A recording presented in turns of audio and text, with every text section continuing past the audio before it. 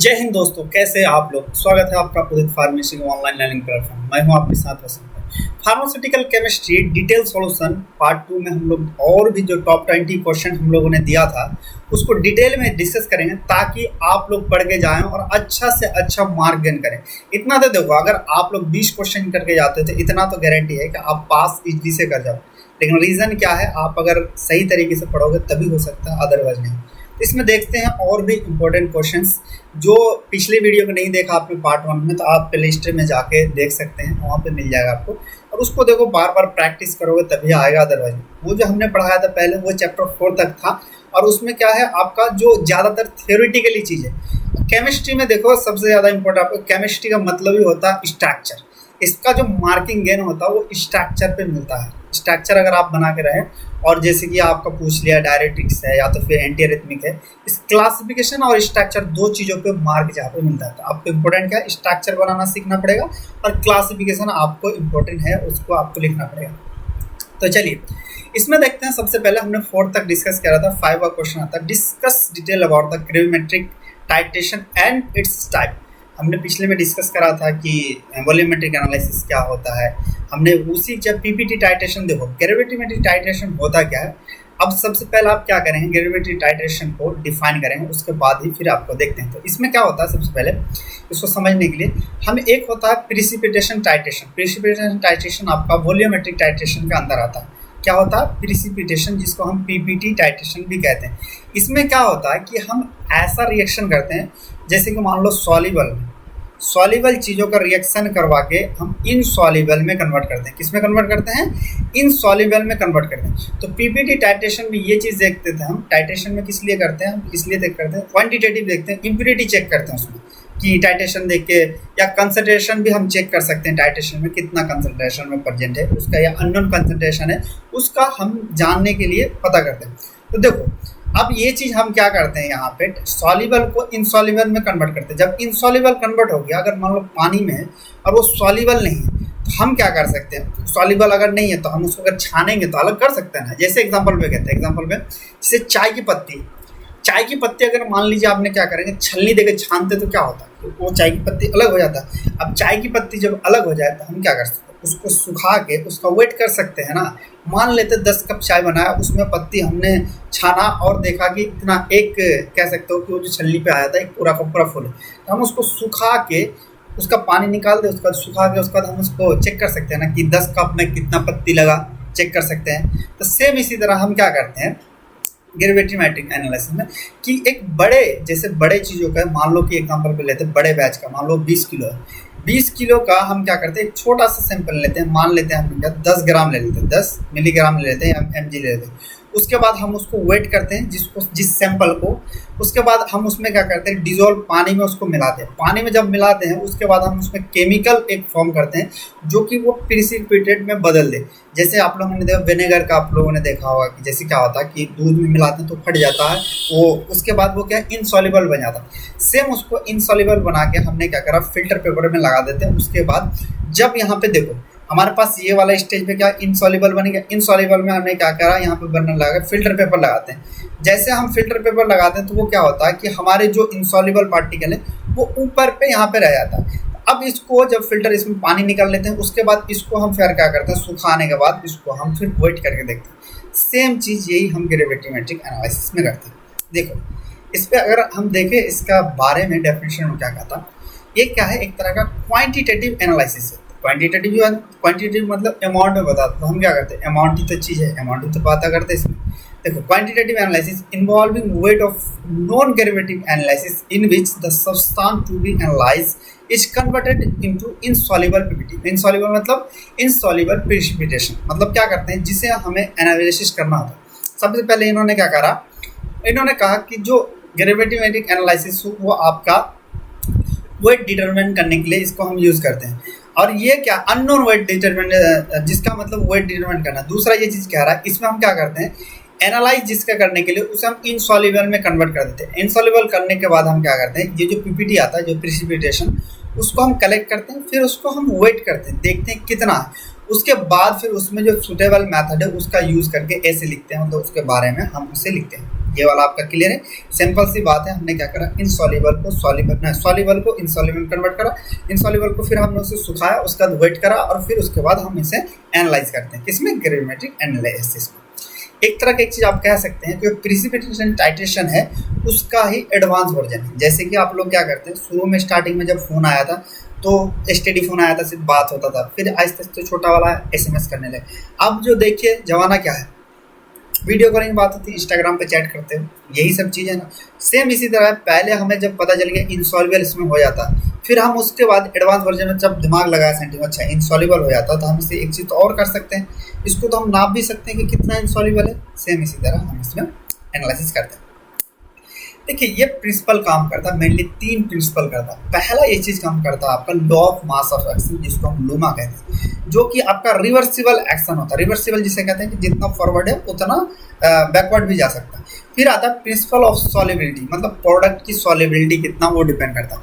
फिर common ion effect depend करता है। देखो ये तीनों चीज़ इफेक्ट करता है, इसको एक एक करके हम जानते हैं। देखो law of mass of action क्या कहता है, law of mass of action क्या कहता है, ये एक तरह का रिवर्सिबल रिएक्शन है। According to the law of mass of action, मतलब अकॉर्डिंग टू दिस लॉ यहाँ पे लिख सकते हैं the rate of chemical reaction, right of यहाँ रिएक्शन लिखा है, केमिकल रिएक्शन लिख सकते हैं, is directly proportional to the product molecular concentration of the reactive substance. मतलब क्या कहता है कि ये रिएक्शन किससे डिपेंड करेगा, ये आपका मॉलिक्यूलर कंसंट्रेशन पे डिपेंड करता है। मान लीजिए कि जितना जिसका कंसंट्रेशन ज़्यादा होगा उसका रिएक्शन जल्दी टाइम पे होगा।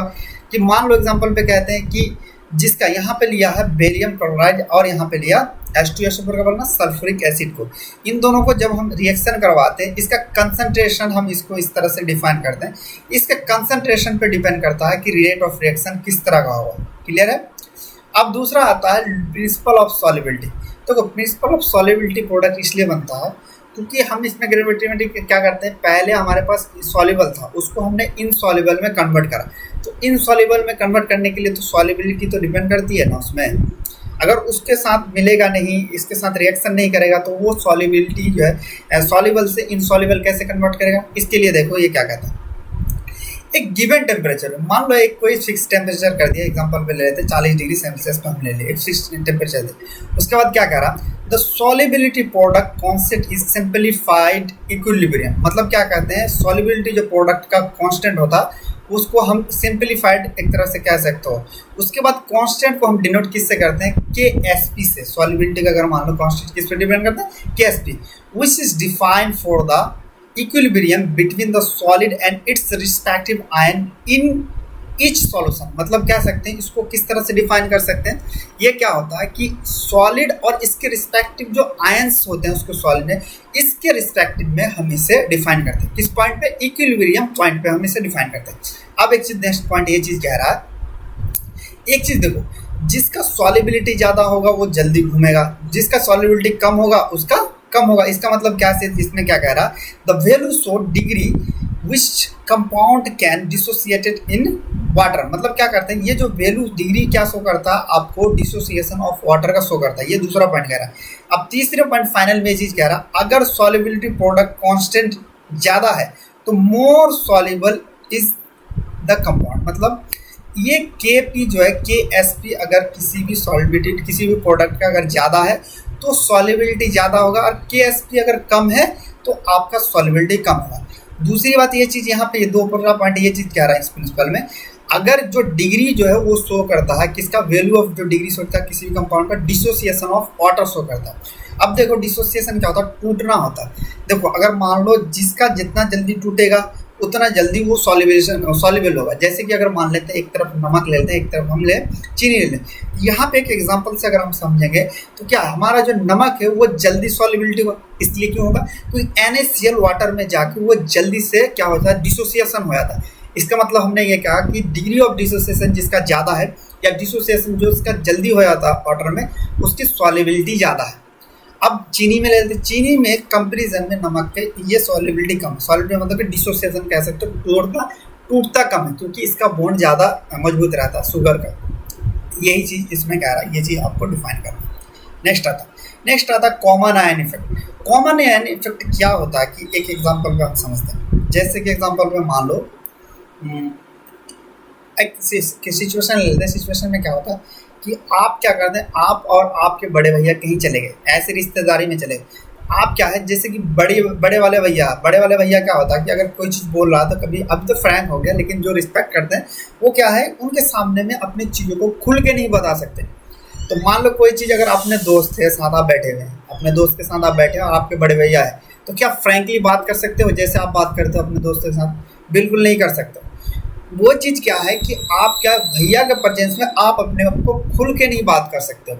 सेम इसी तरह का है कि केमिकल में क्या होता है कि केमिस्ट्री में जो सेम पावर का रहता है या सेम चीज़ का रहता है, उसके सामने में क्या होता है कि वो दोनों एकदम खुल के नहीं कर सकता, उसका खुल के प्रॉपर्टी शो नहीं करता। यही चीज़ आता है कॉमन आयन इफेक्ट। देखिए अब इसका पढ़ते हैं। ये क्या कहता है, if the two solution of weak acid were weak base, अगर मान लो कि दो सॉल्यूशन का वीक एसिड या वीक बेस ले लेते हैं, स्ट्रॉन्ग नहीं लेंगे, देखो स्ट्रॉन्ग अगर ले लेते हैं तो स्ट्रॉन्ग क्या होता है कि वो तो अपना डोमिनेंट हो जाएगा। स्ट्रॉन्ग जैसे कि पापा है, पापा के सामने तो बोल ही नहीं सकते हो, वही वाले सिस्टम होता है। अगर इनको क्या होता है, आयनाइज टू स्मॉल एक्सटेंट, मतलब कि आयनाइज करके अगर स्मॉल एक्सटेंट हो जाए, salt is added having a common ion effect, मतलब कह सकते हैं अगर वीक एसिड है या वीक बेस है, जैसे कि वीक एसिड है और वीक बेस है, दोनों को एक तो जैसे कि अगर मान लो वीक, एक एग्जांपल में हम समझते हैं, पीएच को थोड़ा सा लेते हैं। अगर मान लो बेस का हमने ले लिया पीएच 8 है और एसिड का हमने ले लेते हैं 6 है, तो ये जो 8 है तो हाईली बेसिक नहीं है, ये 6 हाईली एसिड नहीं है। ये क्या कर सकता है, इस बेस को एसिडिक नहीं बना सकता, और ये आपका बेस इसको एसिडिक, बेस को या एसिड को बेस नहीं बना सकता। तो एक तरह का कह सकते हो ना कि ये दोनों एक तरह से कंपटीशन में चल रहा है। तो इसके सामने में बेस खुल के नहीं आ पा रहा, एसिड क्या है बेस के का इसमें खुल के नहीं पा रहा, और बेस क्या है एसिड के प्रेजेंस में खुल के नहीं आ पा रहा। यही चीज़ होता है आपका कॉमन आयन इफेक्ट। क्लियर है? The ion which is common between two electrolytes are called common ion effect. चलिए नेक्स्ट देखते हैं। अब इसका टाइप्स ऑफ को भी थोड़ा सा अगर डिफाइन करना है तो देखो ग्रेविमेट्रिक एनालिसिस, देखो तो ये वाला स्ट्रक्चर जरूर बनाना है। इसमें क्या फनल बना देना, उसके बाद पेपर फिल्टर पेपर दिखा देना, या वैक्यूम सेक्शन आप लिखा सकते हो, वैक्यूम फ्लक्स। ये वाला स्ट्रक्चर, इसमें स्ट्रक्चर पे आपको नाम मिलेगा और दूसरा नंबर आपका प्रिंसिपल में मिलेगा। टाइप्स में डिफाइन करना, फिजिकल आता, प्रिसिपिटिव ग्रेविमेट्री आता, इलेक्ट्रोमैग्नेटिक आता, थर्मो ग्रेविमेट्रिक आता। इसके बारे में थोड़ा सा देखें, इसका मेथड ऑफ ग्रेविमेट्रिक एनालिसिस में सबसे पहले क्या करते हैं, the simple withdrawal from the bulk material, मतलब कि बल्क मटेरियल में मैंने क्या कहा था, अगर मान लो 20 kg है, 20 में से हमने क्या करेंगे 200 ग्राम ले लेंगे। उसके बाद क्या करेंगे, identify if the represent wall property of bulk, मतलब ऐसा लेंगे जो आपको इसका पूरा का पूरा पड़, जैसे अगर चीनी है, चीनी का मान लो कि आप 20 किलो है और उसका 200 ग्राम निकालो, तो वही चीनी का क्वालिटी बताएगा 200 ग्राम का। यही चीज़ कह रहा। Nature of material use, testing expenditure, product value, the end use of product and accuracy of test, ये सारी चीज़ हम इसका यूज़ करते हैं। उसके बाद आता है प्रिसिपिटेशन। प्रिसिपिटेशन क्या होता है, precipitation is ideal when it react with the analyte and produce an easily filterable PPT, low solubility and more stability. मतलब क्या है कि प्रिसिपिटेशन कह सकते हैं आइडियल उसे हम मानते हैं जो रिएक्ट करे एनालाइट के साथ। एनालाइट क्या था, आपको अगर याद हो तो जब हम प्रिसिपिटेशन करवाते हैं टाइटेशन, एक होता ब्यूरेट, एक होता ब्यूरेट होता था आपके पास, एक हम एनालाइट जो यूज़ करते हैं वो हमारे सैंपल के लिए हम लोग यूज़ करते थे। अब ये क्या करता, उसके लिए आप क्या है, आपका सॉल्युबिलिटी कम है। सॉल्युबिलिटी अगर कम होगा तभी, मान लो सॉल्युबिलिटी ज़्यादा, तो जैसे कि अगर मान लो क्या कोई रिएक्शन करवाया, अगर सॉल्युबिलिटी ज़्यादा तो फिर वो रिएक्ट करके वो इनसॉल्युबल में से सॉल्युबल में कन्वर्ट हो जाता है। इसमें क्या इनसॉल्युबल, लो सॉल्युबिलिटी कम होना चाहिए, दूसरा आपका स्टेबिलिटी ज़्यादा होना चाहिए। नेक्स्ट इसका पॉइंट क्या कहता है, this precipitation should allow its washing to remove the contamination. इसमें क्या करेंगे, प्रिसिपिटेशन को उसको हम रिमूव कर सकते हैं वॉशिंग के जरिए contamination. After the drying the bear a fix known composition, after इसको ड्राइंग करने के बाद हम इसको फिक्स कंपोजिशन में हम इसे जान सकते हैं। आज का एप्लीकेशन देखो तो ये क्या होता है, स्टैंडर्ड को एनालिसिस करने के लिए करते हैं, दूसरा हम रिक्वायरिंग एक्यूरेसी को जानने के लिए हम इसका यूज़ करते हैं। यहाँ तक कि आपको ग्रेविमेट्रिक एनालिसिस में पूछा तो इसका 50% लिख दोगे तो भी आपको अच्छा मार्क मिल जाए। इसमें तो पहला प्रिंसिपल को दिखाना, दूसरा आपका डायग्राम जरूर बताना कि डायग्राम किस तरह से करते हैं। नेक्स्ट देखते हैं। अब बताओ, discuss detail about the anaesthetic and it's type. Anaesthetic क्या होता है, ऐसा चीज़ जो आपको सेंसरी न्यूरॉन को ब्लॉक कर देगी, मतलब कि सेंसर आपको सेंसेशन हो ही नहीं। जैसे अगर यहाँ सुन का एग्जाम लगा देना और हाथ लग दोगे तो जल जाएगा, फिर भी पता नहीं चलेगा। क्यों? क्योंकि मैसेज ही नहीं पहुंचेगा, हमारे माइंड में पहुंचने ही नहीं देता। अब इसके बारे में बात करें, एनेस्थेटिक दो तरह के होता है। एक होता है आपका लोकल एनेस्थेटिक, दूसरा आप होता है आपका जनरल एनेस्थेटिक। क्लियर है?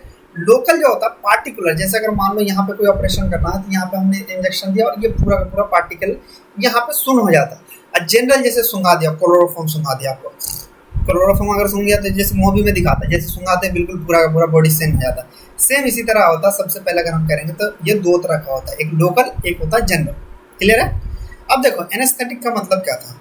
Anaesthesia is the word which is defined as, क्या होता है वर्ड को अगर आप डिफाइन करेंगे, the blockage of sensation, sensory sensation specially for pain. मतलब क्या करता है, ये ब्लॉकेज कर देता है किसको, सेंसरी सेंसेशन को। जब हमें पेन होता है तभी हम इसे ब्लॉक करते हैं। एक बात बताओ, अगर काट दिए, पेन अगर नहीं हो तो क्या जरूरत है उसको, अगर इंजेक्शन देने का कोई जरूरत है? बिल्कुल जरूरत नहीं। तो मेनली हम इसका किस लिए करते हैं, जो सेंसेशन है उसको रोकने लिए करते हैं। किस कंडीशन में, जब हमें पेन होता है। आप देखिए आगे क्या कहता है, This drug cause prevention of conduction of nerve impulse due to the which sensory sensation is blocked. Nerve impulses उसको रोक देता है, नर्व इम्पल्स को। जैसे कि अगर मान लो क्या करते हैं, पंखा का स्विच लगा हुआ, आपको स्विच के बीच में अगर तार काट दो, इसमें स्विच दबाओ पंखा चलेगा नहीं ना चलेगा। उसके बाद कुछ देर के बाद फिर अगर उससे जोड़ दो तो फिर चलेगा। सेम इसी तरह क्या करता है एनेस्थेटिक जब देते हैं तो उसका ना सेंसेशन नहीं होने का, तार काट देता है। और ये जो जितने भी ये होता है रिवर्सिबल, दो चीज़ होता है, एक होता है इरिवर्सिबल, एक होता है रिवर्सिबल। रिवर्सिबल मतलब क्या, अगर हमने बेहोश किया तो कुछ देर के बाद वो अपने आप फिर उसका तार जुड़ने लगता है और फिर उसको सेंसेशन फील होने लगता है। जब सेंसेशन फील होता है तब कहता है भैया दर्द कितना हो रहा है। जैसे दारू पी लेता, दारू पीता तो क्या होता है, उसको तो भैया बहुत हो ये डिस्टार्ट करता है। उसके बाद जब उसका नशा टूटता है, पुलिस वाले अगर उसको लेके गए, मतलब डंडे अगर बजाएगा तो रात भर तो पता नहीं चलता, लेकिन दिन में पता चलता। तो वो भी आपका एनाल्जेसिक की तरह काम करता है। वो आपका न्यूरॉन को जो है ना पहुंचने ही नहीं देता मैसेज कि आपका बॉडी में दर्द हो रहा है। सेम इसी तरह ये काम करता है। लोकल एनेस्थेटिक होता है, इसमें देखो लोकल एनेस्थेटिक में क्या होता है, डेफिनेशन है, local anaesthesia is the drug induce reversible local blockage of nerve conduction in specific part of body that does not alter consciousness. मतलब क्या कहता है कि लोकल एनेस्थेसिया को हम देख करेंगे तो एक तरह रिवर्सिबल लोकल ब्लॉकेज है, local blockage of nerve conduction है। क्या लोकल ब्लॉकेज ऑफ नर्व मतलब कि अगर लोकल इंजेक्शन देंगे तो यहाँ पे देंगे तो यहीं का नर्व क्या होगा कि आपका बंद हो जाए, ऐसा नहीं कि पूरा का पूरा सुन होगा। अब क्या करता है, ये आपका ऐसा ड्रग है जो आपको कॉन्शियस को, एक होता कॉन्शियसनेस, एक होता अनकॉन्शियस। कॉन्शियसनेस मतलब कि होशो हवास में। लोकल एनेस्थेटिक में आप होशो हवास में होते हैं, लेकिन इसमें आपको होशो हवास में होते हैं, ये आपको अनकॉन्शियस नहीं करता। अब जनरल एनेस्थेटिक, जनरल एनेस्थेटिक में जैसे आपको इसमें अनकॉन्शियस कर देता है। General anaesthetic is an agent which is used to produce reversible loss of consciousness and sensation. मतलब इसमें क्या होता है कि आपको बेहोश भी हो जाते हैं और सेंसेशन भी आपका खत्म कर देता है। मान लो बेहोश हो गए, लेकिन अगर सेंसेशन खत्म नहीं और पेट आपका काट दिया तो जैसे भी होश होगा तुरंत भैया को यार दर्द हो रहा है यार, तो ये क्या करता है कि सेंसेशन को भी खत्म करता है। इसके 4 फेजेस होते हैं लोकल जनरल एनेस्थेसिया का। पहला स्टेज होते हैं उसको हम कहते हैं स्टेज ऑफ एनाल्जेसिया, मतलब थोड़ा नींद आने लगेगा। दूसरा स्टेज जो कहते हैं डेलीरियम कहते हैं, इसमें और भी थोड़ा है। चौथा थर्ड स्टेज में आता है जो सर्जिकल स्टेज करते हैं एनेस्थेटिक में करते हैं, जब बिल्कुल बेहोश रहता, कोई होश ना खबर रहता, बिल्कुल वो सेंसेशन वो रहता। अब फोर्थ स्टेज में ऐसा आता है अल्ट्रीम स्टेज होता है जो आपको लॉस ऑफ रिस्पिरेशन होने लगता है। मतलब अगर फोर्थ स्टेज में कोई चला गया तो उसे बचने की मुश्किल हो जाता है, जैसे कि कोमा में चले जाते हैं लोग। और इस कंडीशन में जाने के बाद रिस्पायरेशन उसमें क्या होता है, कम होने लगता है और वो डेट मरने के वक्त चला जाता है। ये आपका 4 फेजेस आपको याद रखना है। अब इसका क्लासिफिकेशन भी आपको याद रखना है। क्लासिफिकेशन देखें तो पहला आता है इनहेलेशन एनेस्थेटिक, दूसरा आता है इंट्रावेनस, तीसरा आता है गैसियस। पहला अगर देखें, this substance are volatile liquid gas are usually delivered use an anaesthetic machine.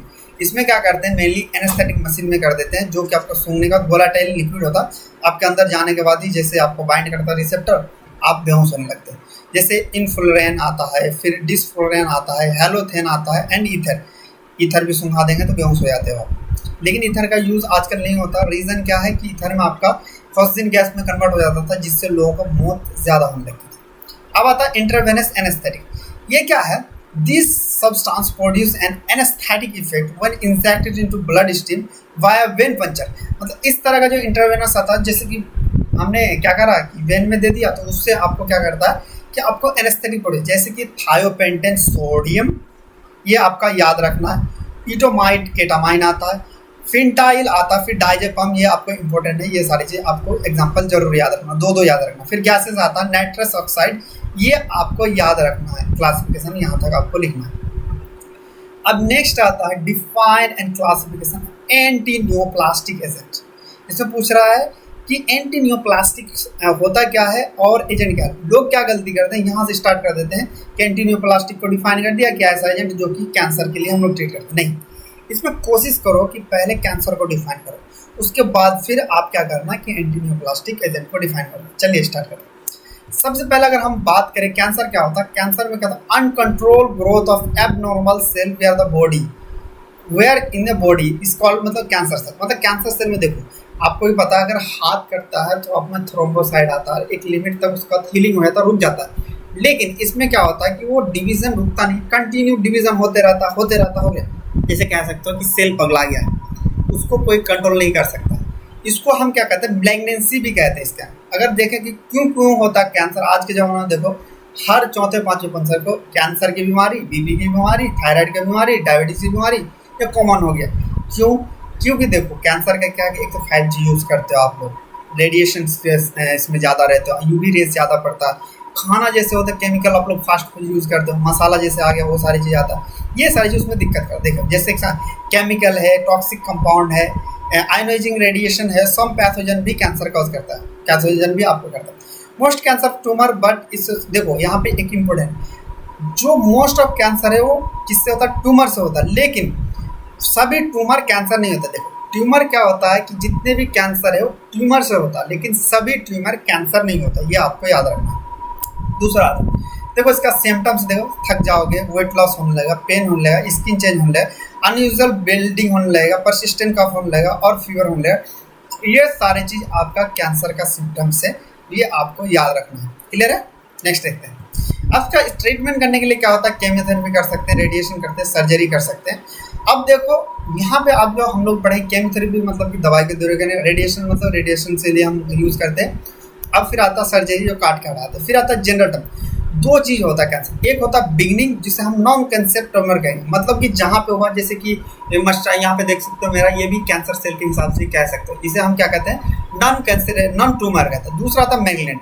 Malignant क्या होता है कि ऐसा चीज़ होता है कि जैसे चमचा का जैसा एक दूसरे को फैला दो, यहाँ से फैला जाओ, जैसे कि आप लोग लेडीज़ में बात सुने होंगे, कोई चीज़ अगर होता है बहनों उसको मत बताइए, उसको मत बताइए, ऐसे इतने तेज़ी से फैलता है कि मत रुको, वो होता है आपका। देखो बिगनिंग मतलब कह सकते हो लड़कों की कोई दोस्ती वाली कॉन्फिडेंशियल बात है तो वो शेयर नहीं करता, और दूसरा वाला मान लो लड़की वाली बात होता है कि यहाँ से उसे मत कहना, उसे मत कहना, ऐसे करके तो ये जी से फैलता।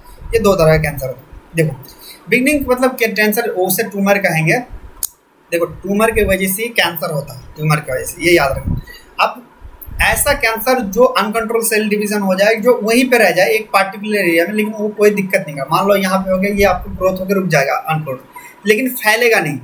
इसको ऐसे में क्या होता है, cell are not cancerous but not spread, क्या होता है कि आपको स्प्रेड नहीं आता। दूसरा आता है मैलिग्नेंट। मैलिग्नेंट में क्या होता है कि बिल्कुल थोड़ा थोड़ा करके बढ़ाते, अंग्रेजी वाला मतलब कि फूट डालो राज करो, आहिस्ते आहिस्ते आहिस्ते ब्लड में अगर हो गया, आहिस्ते अगर मान लो यहाँ पे हो गया तो आहिस्ते आहिस्ते धीरे धीरे, जैसे माउथ कैंसर हो, धीरे धीरे बढ़ते बढ़ते बढ़ते तो पूरा हो जाता है। ये सारी चीज़ आपको मैलिग्नेंट ट्यूमर के अंदर आता है। उसके बाद आपको डिफाइन करना है एंटी नियोप्लास्टिक एजेंट, ये आपको याद करना। This drug use to treat cancer, इस तरह का क्या करते हैं हम ट्रीटमेंट करने के लिए यूज करते हैं। किस चीज़ का, कैंसर का। कैंसर क्या है, अनकंट्रोल सेल डिवीजन, ये चीज़ कैंसर को भी डिफाइन करना। This medication contain chemical kill cell rapidly divide such as cancer cell, मतलब ये क्या करता है, देखो कैंसर में दिक्कत क्या है कि कैंसर में जो सेल डिवीजन होता है वो अपना ही सेल होता है अपना, तो ऐसे जो हम दवाई देते हैं ना तो सेल पे नुकसान करता है, तो अपना भी सेल पे नुकसान करेगा, इसलिए इसका ज़्यादा कॉम्प्लिकेशन हो जाता है इसको इलाज जब हम करते हैं तो इसके लिए हमें ऐसा थेरेपी देना पड़ता है कि सिर्फ कैंसर सेल को ही। देखो कैंसर का परमानेंट इलाज नहीं है, रीज़न क्या है, वो तो अपना ही सेल है ना, अपने में अपनों लोगों को तुम मार सकते हो क्या, कितने दिन, फैमिलियों की लड़ाई अपने से नहीं कर सकते ना। सेम उसी तरह क्या हमारे सेल का ही बॉडी रहता है जो नुकसान करता है, लेकिन हम उसे कम एक रोक सकते हैं एक लिमिट तक, परमानेंट हम इसका क्योर नहीं कर सकते। इसका क्लासिफिकेशन आप इम्पोर्टेंट, देखो कैंसर में क्या है आपका, एक तो स्ट्रक्चर, दूसरा क्लासिफिकेशन। अब क्लासिफिकेशन याद करने के लिए शॉर्टकट देखो, एक पीए का आपने सुना होगा कि पीए पर्सनल असिस्टेंट, हमने क्या करा पीए ले लिया, पीए दो ले लेते हैं। पीए ने क्या करा कि एक टीम लगाया जिसका नाम टीम एन रख दिया। कोई एक पीए है, किसी का पीए ले लेते हैं, मंत्री का ले लेते हैं, किसी का ले लेते हैं, या फिर जो बड़े बड़े आजकल देखो ड्रीम 11 में क्या लगाते हैं लोग, सट्टा लगाते हैं, ये चीज़ लगाते हैं, तो उसका कह दिया पीए को, कह दिया उन्होंने अपने मंत्री ने, भाई इस वाले पे तूने कहा टीम एन पे लगा दो, टीम एन पे कोई पैसे लगा दो। टीम एन, आपको ये चीज़ याद रखना, पी ए टीम एन, इसका शॉर्टकट क्या है classification, P A team N, साथ में लिखना आप लोग। अब देखते हैं पी से क्या। पी से पहले प्लैटिनम कोऑर्डिनेट कॉम्प्लेक्स, पी से क्या है एक बार रिपीट करना आप लोग, प्लैटिनम कोऑर्डिनेट कॉम्प्लेक्स। दूसरा आपका ए से क्या, एंटी मेटाबोलाइट, एंटी मेटाबॉलिज्म क्या है कि जो मेटाबॉलिज्म को रोके। फिर दूसरा ए से आता है मतलब कि अल्कलाइटिंग एजेंट, एक बार याद करना पी ए। क्लासिफिकेशन पहला क्या है पी ए, पहला क्या है प्लैटिनम कोऑर्डिनेट कॉम्प्लेक्स, दूसरा क्या एंटी मेटाबोलाइट, तीसरा क्या अल्कलाइटिंग एजेंट। यहाँ तक याद हो गया पी ए का। अब चलिए फिर नेक्स्ट देखते हैं। अब हम देखते हैं कि प्लैटिनम कोऑर्डिनेट कॉम्प्लेक्स में कौन सा कंपाउंड है, दो ज़्यादा नहीं। पहला आपका है सिसप्लास्टिन, क्या है पहले पीए का हमने देख लिया, उसके बाद पी से क्या है प्लैटिनम कोऑर्डिनेट कॉम्प्लेक्स में सिसप्लास्टिन, रिपीट करना सिसप्लास्टिन। दूसरा आपका क्या है कार्बोप्लैटिन, दूसरा दवाई क्या है कार्बोप्लैटिन, ये इस तरह से आपको याद रखना। फिर अब आता है एंटी मेटाबॉलिज्म, मेटाबॉलिज्म में सबसे पहला आता है फ्लोरेट एंटागोनिस्ट। फ्लोराइड एंटागोनिस्ट मतलब क्या होता है, ऐसा चीज जो उसके अगेंस्ट काम करे। इसका एग्जांपल क्या है मैथक्सोरेट, ये आपको याद रखना। फिर दूसरा आता है आपकी प्यूरिन एंटागोनिस्ट, प्यूरिन एंटागोनिस्ट का एग्जांपल क्या है 6-थायोग्वानिन। दूसरा एग्जांपल क्या है एजाथायोप्यूरिन, दूसरा क्या याद रखना है एजाथायोप्यूरिन। तीसरा आपका ये चीज याद रखना पायरिमिडिन एंटागोनिस्ट, इसका है 5-फ्लोरोयूरेसिल। दूसरा आपका कैपिसिटाबिन, ये आपको याद रखना है कैपिसिटाबिन, ये आपको बिन आपको याद रखना है, ये आपको कंपाउंड में याद रखना है, इसको बार बार लिखोगे तो याद हो जाएगा। अब आता है अल्कलाइटिंग एजेंट। अल्कलाइटिंग एजेंट में मैंने आपको क्या बताया कि पीए, किसी मंत्री ने अपने पीए से कहा कि भाई टीम एन पे क्या करो कि तुम पैसे लगा दो, तो TEAM टीम और एन, टीम एन पे क्या करा कि पैसे लगा दिया। अब देखते हैं अल्कलाइटिंग एजेंट के बारे में। अल्कलाइटिंग एजेंट में सबसे पहले टी से क्या है आपका, टी से आपका है ट्राइजिन का। दूसरा आपका है कि इथाइल इमिनिन। तीसरा आपका ए से क्या है अल्काइल सल्फोनेट, तीसरा क्या है ए से अल्काइन। एम से क्या है आपका मिथाइल हाइड्रोजन, एम से क्या है मिथाइल हाइड्रोजन। एन से क्या है आपका, एन से नाइट्रोजन मस्टर्ड, ये आपको शॉर्टकट से याद रखना। टीम एन का फॉर्म क्या है, टी से टायराजिन, ई से है इथाइलिमिनिन, ए से अल्काइल सल्फोनेट, एम से क्या मिथाइल हाइड्रोजन, एन से क्या नाइट्रोजन मस्टर्ड। ये आपको याद रखना, याद हो गया। ये आपको बार बार लिखोगे तभी आपका याद होगा। अब देखते हैं इसका एग्जांपल एक एक लिखना। सबसे पहले टायराजिन है आपका, टायराजिन का एग्जांपल क्या रखना है डाकार्बाजिन, मतलब डाकार्बाजिन लिखेंगे पहला है। दूसरा आपका इथाइलिन का थायोटेपा याद रखेंगे। तीसरा आपका है क्या है ये बुसुल्फन आपको याद रखना है। चौथा आपको याद है प्रोकार्बाजिन। पांचवा आपका इसका याद रखना है। एक ड्रग याद रखो फिर भी काफ़ी है, कम से कम एग्जाम्पल पे लिख दो, अगर नहीं आता तब भी आपको अच्छे मार्क मिल जाए। इस साइक्लोफॉस्फेमाइड आता है, मेलफालन आपको याद रखना है। फिर आता है क्लोरम बूसिल आपको याद रखना, क्लोरम बूसिल, ये आपको कंपाउंड ये आपको याद रखना है। क्लियर है कि जिस तरह से मैंने शॉर्टकट बताया उस तरह से आप याद रखें। अब देखो इतना लिखने के बाद आप क्या करना, किसी एक कंपाउंड को आप क्या करना उसके बारे में लिखना है। जैसे कि ये था, देखो कितना कॉम्प्लिकेशन था, हमने इसको याद नहीं रखना, आपको शॉर्टकट करके वही चीज़ मैंने लिखा, यही चीज़ उसमें हमने ईजी कर दिया। अब ये आता है एक कंपाउंड, किसी एक कंपाउंड को आपको डिफाइन करना। इसमें जैसे आता है साइक्लोफॉस्फेमाइड में ये आप उसका स्ट्रक्चर बनाने के लिए आप क्या करना कि सबसे पहले इतना कॉम्प्लिकेशन है ना तो इसको बांट दो, इसको आप याद करना।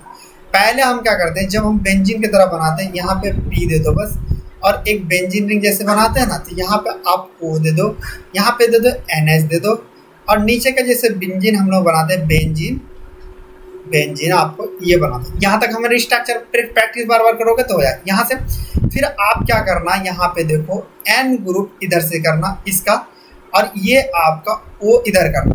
अब फिर इसको किस तरह से कर सकते हैं, इस तरह से हम इस तरह से लिख सकते हैं। क्लियर है, उसके बाद हम क्या कर सकते हैं यहाँ पे इस तरह से, फिर यहाँ पे आपको क्लोरीन का आपको स्ट्रक्चर देखो इस वाले पे आप इस तरह से बना सकते हैं।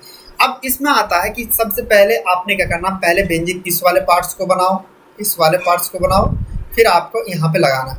देखो अब इसमें देखते हैं कि कौन कौन से ग्रुप है, क्योंकि हमें नोमेनक्लेचर करना है, नोमेनक्लेचर करना तो है। इसको अगर स्ट्रक्चर प्रैक्टिस करोगे, सबसे पहले यहाँ पे देखो, यहाँ पे 2 कार्बन, 1 और 2 कार्बन है। इसमें क्या, अगर 2 कार्बन किसी के साथ रहता तो 1 कार्बन है मीथेन, 2 कार्बन रहता है इथेन, और उसके साथ क्लोरीन है तो क्या कहेंगे हम, इथाइल क्लोरीन कह सकते हैं ना, या क्लोरो इथेन कह सकते हैं हम। इधर पे अगर नोमेनक्लेचर देखेंगे तो 1 और 2 है, और किस पे है, एन से। अब इस पे हम नोमेनक्लेचर यहाँ पे करेंगे तो यहाँ से हम लोग करेंगे 1 2 3 4 5 और यहाँ पे छठा। क्लियर है।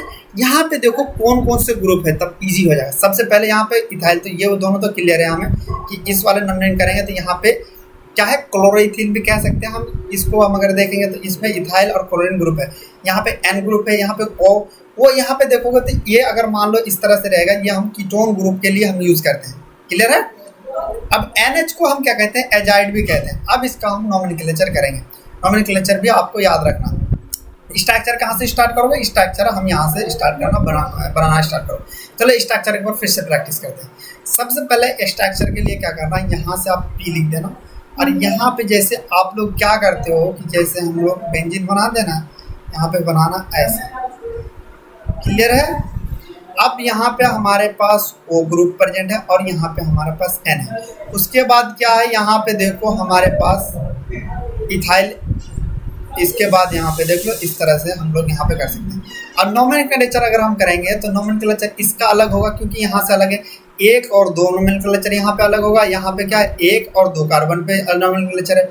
अब यहाँ पे देखेंगे, यहाँ से 1 2 3 4 5 और 6, इस तरह से हम इसका नोमेनक्लेचर करेंगे। अब देखते हैं इसका IUPAC नेम क्या है।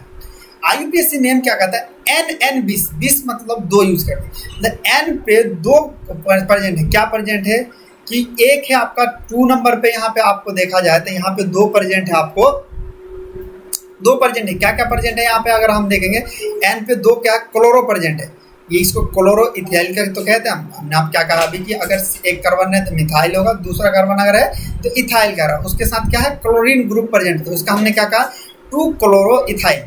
अब देखो यहाँ पे एक चीज दिया गया है कि 1 3 4 1 क्या है, यहाँ पे दिया गया 1 3 2, यहाँ पे अगर हम देखें तो 1 2, अब यहाँ करते हैं 3, और यहाँ पे हम क्या करते हैं 4, यहाँ पे करते हैं 6, तो यहाँ 5 और यहाँ पे करते हैं 6। अब देखो यहाँ पे क्या 1 पे क्या है ऑक्सो, यहाँ पे क्या ऑक्सो हम यूज करते हैं, ऑक्सीजन इसलिए ऑक्सीजन। अब फिर क्या करा कि 3 को देखा है, 3 नंबर पे हम NH के लिए, Na के लिए हम क्या करते हैं, अमोनिया ग्रुप पे हम एजो यूज करते हैं, क्या एजो। अब देखो यहाँ 3 नंबर पे N है तो यहाँ क्या एजो, और हम आगे का यूज करते हैं फॉस्फेन। यहाँ पे क्या है 2 नंबर पे क्या है फॉस्फोरस ग्रुप है, जिसके लिए हम फॉस्फोनेन यूज करते हैं।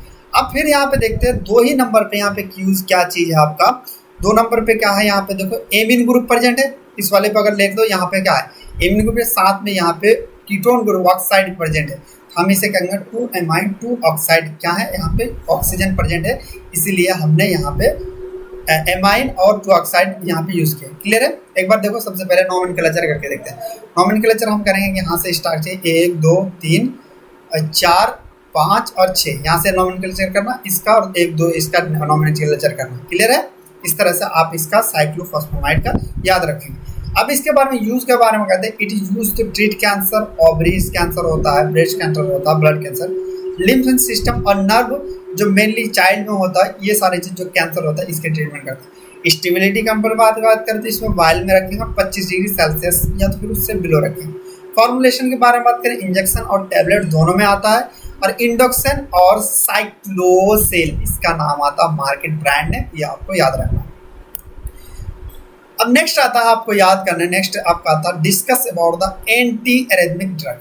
अब पता चलता है या क्वेश्चन आता है एंटी एरिथमिक ड्रग होता क्या है। अब जानते हैं एंटी एरिथमिक ड्रग, आपका जो दिल जो है ना धक धक धक धक, पहली बार मोहब्बत होता है तो इंसान का दिल तो धक धक धक धक करता है। आपको पता ही होगा, आप लोग जब चलते PQRST ऐसे करके होता ना बनता है ना, धक धक मूवियों में देखते पो पो चलता, और जब किसी का मोहब्बत हो जाता है इंसान, ये धक धक क्या बिल्कुल गड़बड़ा जाता है, धक धक क्या दुक दुक दुक स्टार्टिंग चलने आता है। एंटी एरिथमिक करने से उसे कहेंगे, देखो एरिथमिक कहते हैं ये जो रिदम चलता है ना, एक रिदम से सिस्टमिक उससे चलता है। लेकिन जब देखे होंगे कि कभी कभी पहली बार, अभी तो आप लोग का ऐसा ही होगा, महिला मित्री को देखते हो तो दिल क्या होता है, कोई कहता है धक धक मारता है। तो वो धक धक एक तो मोहब्बत में बढ़ता है, कभी कभी धक धक बढ़ता है ना एज की वजह से या बीमारी की वजह से भी धक धक आपका क्या गड़बड़ा जाता है। जब आपका धक धक गड़बड़ा जाता है ना, तो उसको ट्रीटमेंट करने के लिए हम क्या करते हैं, एंटी एरिथमिक जो है, एरिथमिक को सही करने के लिए हम इसका यूज करते हैं। वैसे ड्रग को हम एंटी एरिथमिक कहते हैं। देखो सबसे पहले बात करें, the rhythm and normal heart rate में अफेक्टेड बाय सम डिजीज। कुछ डिजीज के द्वारा ये हार्ट बीट आपको गड़बड़ा सकता है। किस कंडीशन में गड़बड़ा सकता है, टेंशन में चले गए, डिप्रेशन में चले गए, तुम्हारी वाली ने धोखा दे दिया, किसी और के साथ पकड़ा गया या चीट हो गया, तुमने धोखा दे दिया, लड़कियों को भी होता, ऐसा दोनों कंडीशन में बोलता है। ये एग्जांपल के लिए सीरियस मत लेना। ऐसा होता है तो आपका क्या होता है कि माइंड डिप्रेशन में होने लगता है, तो आपका हार्ट बीट उल्टा पुल्टा होने लगता है, या बूढ़ा आदमी को कोई डिजीज हो जाता भी हो जाता, उस कंडीशन में भी आपको एंटी एरिथमिक हो जाता है। This condition term as cardiac arrhythmia. जब आपका कार्डियक नॉर्मल से हार्ट बीट ना चले तो उसे हम क्या कहते हैं, उस करने के लिए हम एंटी कार्डियक एरिथमिया में यूज किए। Drug are use to treatment of arrhythmia are called anti arrhythmic drug. मतलब जब आपको एरिथमिक मतलब रिदम सही से नहीं चले, उस चीज को जब सही करने के लिए हम जब यूज करते हैं उसे हम एंटी एरिथमिक ड्रग कहते हैं। देखो इसमें आता है क्लासिफिकेशन। क्लासिफिकेशन सबसे पहले क्लासिफिकेशन में क्या था, सोडियम चैनल ब्लॉकर। इसका एग्जांपल याद रखना, या इतना भी लिखोगे चलेगा। पहला क्लास क्या है, क्लासिफिकेशन में सोडियम चैनल ब्लॉकर, रिपीट करना। दूसरा क्लासिफिकेशन आता है बीटा एड्रेनर्जिक ब्लॉकर, जिसमें प्रोपेनॉल, एसिटाब्यूटेनॉल और एस्मोलेल। क्या क्या है दूसरा क्लासिफिकेशन में, बीटा एड्रेनर्जिक ब्लॉकर। प्रोपेनॉल कैसे रखोगे, लोल से याद रखना, प्रोपेनॉल, और दूसरा है एसिटाब्यूटेनॉल। ठीक है, ये आपको याद है। क्लास 3 में आता है पोटाशियम चैनल ब्लॉकर। पहला है सोडियम ब्लॉकर, एड्रेनर्जिक ब्लॉकर, दूसरा पोटाशियम चैनल ब्लॉकर, जिसमें आता है सोटालोल, डोल जहाँ पे आ जाए, एमियोड्रानोन है। दूसरा आपका देखें क्लास वाला कैल्शियम चैनल ब्लॉकर, जिसे आता है वेरापामिल आपका है डिल्टियाजम, दो वेरापामिल और दूसरा डिल्टियाजम। ये आपको याद रखना था। 4 क्लासिफिकेशन, ये इजी है, आप इसको बाद 2-3 बार लिखेंगे तो ईजी से हो जाएगा। अब देखो, अब फिर आता मिसलेनियस, अलग अगर आता तो डिजिटॉक्सिन है, डिजिक्सिन आता है, ये भी ब्लॉकर आता है, एट्रोफिन आता है। ये सारी चीज़ आपका जब रिदम खराब हो जाए तब सही करने के लिए ये सारी चीज़ यूज़ करते हैं, ये आपको याद रखना। अब इसका क्लासिफिकेशन यही चीज़ था, इसको मैंने आपको सैंपल से याद रखना, इतना नहीं याद रखना, वो वाला आपको याद रखना। अब आता है फिनोटोनिन सोडियम। ये आपका इंपॉर्टेंट स्ट्रक्चर, ये याद करना। देखो जितना झमेला लग रहा है उतना याद नहीं है। अगर इस वाले कंपाउंड को देखोगे तो इसे हम क्या कहते हैं, फिनाइल कहते हैं। इस वाले कंपाउंड को किसे कहते हैं, हम इसको भी फिनाइल कहते हैं। ये तो क्लियर है कि 2 फिनाइल को बनाने के लिए क्या है, सिंपल से बेंजीन बना दो, ये लो बेंजीन, ये बन गया, यही तो है, बेंजीन बना दो। प्रैक्टिस करोगे, देखो केमिस्ट्री का एक ही चीज़ आएगा, प्रैक्टिस मेक्स परफेक्ट। लेकिन प्रैक्टिस मेक्स परफेक्ट नहीं करता, प्रैक्टिस मेक्स बेस्ट। केमिस्ट्री में विदाउट प्रैक्टिस का कुछ नहीं होता। तो पहले ये तो आपको पता ही फिनाइल का, हमें पता हो गया कि 2 फिनाइल इसमें ग्रुप है। साथ में एक चीज़ हम इसमें देख सकते हैं, यहाँ पे OH ग्रुप है। OH ग्रुप किस ग्रुप कहते हैं, इसे हम हाइड्रोक्सी ग्रुप कहते हैं। क्या कहते हैं, हाइड्रोक्सी ग्रुप कहते हैं। देखो एक होता है आपका हाइड्रोक्सी ग्रुप में, थोड़ा सा मैं आपको बता दूं, एक चीज़ होता है आपका आइसोमर कह लो या आइसोमेरिज्म कह लो। आइसोमर क्या होता है कि आइसोमर हम उसे कहेंगे जिसका केमिकल फॉर्मूला सेम होगा लेकिन स्ट्रक्चर डिफरेंट होगा। जैसे कि एक ही बाप का होगा लेकिन अलग अलग बेटे हैं, तो उसी तरह क्या इसका केमिकल फॉर्मूला तो एक है, पापा तो एक है, DNA तो एक होगा, लेकिन सबका स्ट्रक्चर अलग है। सेम इसी तरह आइसोमेरिज्म होता है। एक आता है इसमें टोटोमेरिज्म में क्या होता है कि इंटर कन्वर्टेबल रहते हैं। जैसे कि मान लो एल्डिहाइड आपको क्या होता है, या तो फिर कह लो कि हाइड्रोक्सी ग्रुप कीटोन में कन्वर्ट हो जाता है, कीटोन क्या होता है आपको हाइड्रोक्सी में कन्वर्ट हो जाता है, अल्कोहल में कन्वर्ट, उसको हम टोटोमेरिज कहेंगे। ये बस याद रखने का है, क्यों है अभी मैं बताऊंगा आपको। साथ में ये चीज़ आपको, इसको अगर मान लो इस वाले ग्रुप को अगर हम देखें एग्जांपल पे कहते हैं, यहाँ पे अगर मान लो टोटोमेरिज को, सिंपल सी बात है, ये आपका अल्कोहल ग्रुप आता है, ये आपको रिवर्सिबल रहता है, यहाँ पे आपको ये कीटोन ग्रुप है, ये दोनों चेंज होता है, इसे हम टोटोमेरिज कहते हैं। ये तो कहानी अलग है। यहाँ पे अगर हम देखें इसका नॉमेनक्लेचर स्ट्रक्चर अगर हम बनाएंगे, सबसे पहले स्ट्रक्चर क्या है, इन दोनों को तो भूल ही जाओ, हम बनाएंगे बाद में। अब यहाँ पे स्ट्रक्चर बनाएंगे तो इस वाले स्ट्रक्चर को एन यहाँ पे दे देना, इसको आप सॉरी एन यहाँ दे दो, एन यहाँ पे दे दो। उसके बाद इस वाले रिंग को पहले आप बनाओ, उसके बाद फिर यहाँ यहाँ पे तो आपको पता ही है क्या है, दो आपको फिनाइल ग्रुप है। यहाँ पे आपको O देना है, O नेगेटिव, और यहाँ पे आपको OH देना है। इसको पहले आपको प्रैक्टिस करना है। इसको तो क्या है, यही तो है C6H5 भी तो है फिनाइल का फॉर्मूला। ये चीज़ भी आप स्टार्टिंग में ये लिखो, उसके बाद फिर स्ट्रक्चर इसमें ऐड कर देना। ये चीज़ यही फॉर्मूला आपको बनाना है, पहले यही चीज़ आपको बनाना है, ठीक है। इसको हम क्या कहते हैं, ये वाला जो स्ट्रक्चर होता है, ये इस वाले स्टेज है, इसको हम कहते हैं इमीडाजोल। इमीडाजोल लीडिन कहते हैं, इमीडाजोल लीडिन कहते हैं इस वाले स्ट्रक्चर को। सिर्फ अगर ये वाला स्ट्रक्चर है तो इसको इमीडाजोल लीडिन कहते हैं। अब देखो हम नोमेनक्लेचर किस तरह से करें। इसका नोमेनक्लेचर कराने के लिए सबसे पहले देखो नोमेनक्लेचर जरूरी है। ये वाला आपको स्ट्रक्चर बनाना, नोमेनक्लेचर देखते हैं।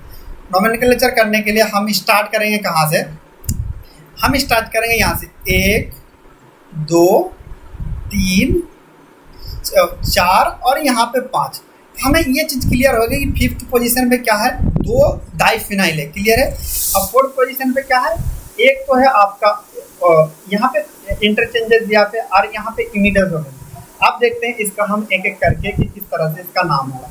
इसका अगर नोमेनक्लेचर क्या है, सोडियम 5,5 डाइफिनाइल। हमने पहले नोमेनक्लेचर अगर हमने इससे नाम दे कि कहाँ से होगा, 1 2 3 यहाँ 4, ये 5वें नंबर पे क्या है, यहाँ पे इस वाले 2 रिंग है। कौन सा रिंग है, इसको हमने कहा कि ये फिनाइल रिंग के लिए है। तो 5,5 यहाँ पे डाइफिनाइल 2 है, उसका 2 और 4 इमीडाजोलिन, 2 1 नंबर पे और आपका 2 और 4 नंबर पे क्या है आपका इमीडाजोलिन, इमीडाजोलिन। अब क्या है, इसको हम इस वाले रिंग को क्या कहते हैं, इमीडाजोलिन। अब क्या 3 आइडिन क्या 3 नंबर पे NH ग्रुप प्रेजेंट है इसीलिए। अब उसके बाद 2 और 4 डायोन, 2 और 4 क्या यूज करते हैं हम 2 नंबर पे, और इसको हम क्या कहते हैं डायोन। डायोन आपको पता ही होगा कि कब कीटोन ग्रुप यूज करते हैं तब यहाँ पे ओन आता है। यहाँ पे एक्चुअल नाम ओन की जगह हाइड्रोक्सिल वो आता है, ऑल होगा, यहाँ पे ऑल यूज कर सकते हैं, लेकिन हमने टोटोमेरिस के लिए यहाँ पे यूज है डायोन। आपको याद रखना है ये वाला स्ट्रक्चर, इस तरह से आपको याद रखना है। चलिए नेक्स्ट देखते हैं। इसका यूज अगर बात करें, इसको हम क्या करते हैं लैक्टिक शॉक सिनेजर के लिए यूज करते हैं। दूसरा इसका स्टोरेज कंडीशन में बात करें, ये रूम टेम्परेचर में रखेगा और कितना 68 से 77 फ़ारेनहाइट में रखेंगे, और इसको लाइट से दूर रखेंगे और मॉइस्चर से दूर रखेंगे। फॉर्मुलेशन के बारे में बात करें, कैप्सूल इंजेक्शन में आता है। और इसका हम नाम अगर बात करें डिलैंटिन और फिनेटेक, फिनेटेक के नाम से आता है, ये आपको याद रखना है। आई होप ये लेक्चर आपके लिए इन्फॉर्मेशन हुआ, और इसी तरह और भी हम सॉल्यूशन बनाते रहेंगे। हमारे साथ आप बने रहिए, मिलते हैं नेक्स्ट लेक्चर में, तब तक के लिए बाय बाय, टेक केयर।